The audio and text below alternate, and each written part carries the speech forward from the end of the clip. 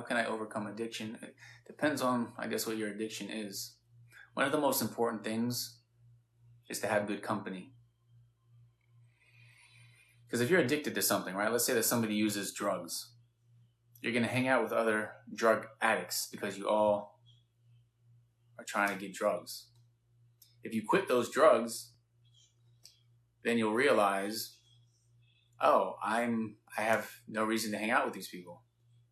This is something that I've, not specifically when it comes to drugs and things like that, but just generally speaking, like before I embraced Islam, there were many things I was involved in, and I had lots of different friends that I would hang out with, and we would hang out for certain reasons.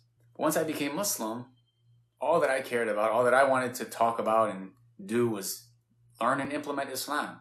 So if you hang out with other people who want to learn and implement Islam, then that's a good crowd, and you guys will help each other and assist each other. Likewise, if you're hanging out with people who do drugs or they do haram or other things, then that's what you're going to be doing.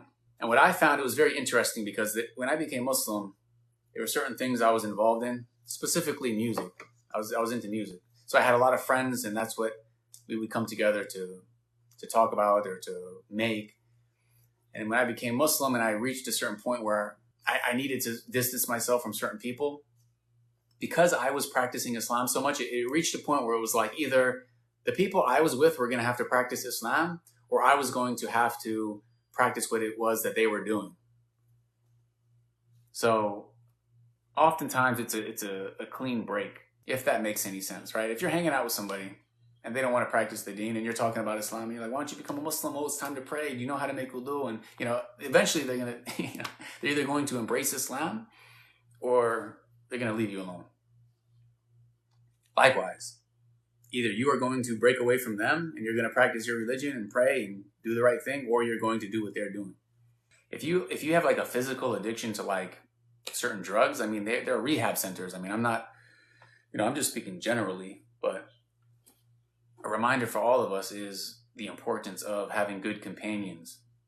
One of the most beneficial things that ever happened to me was living in the city of the Prophet, living in the city of Medina, because coming from America and then embracing Islam and living there for almost 9 years, you really get to experience the effect that your environment has on you. Every day they call the adhan. Every day when it's time to pray, you hear the adhan being called, and they would shut down all the businesses. When you are in an environment like that, you have no excuse to miss salah. Everything is facilitating you praying. When you have women who are covering, for example, and you go to a restaurant and they have a place for families and a place for single men, for example, and everything is catering towards your deen, that's going to affect you, right? Likewise, the opposite is going to affect you.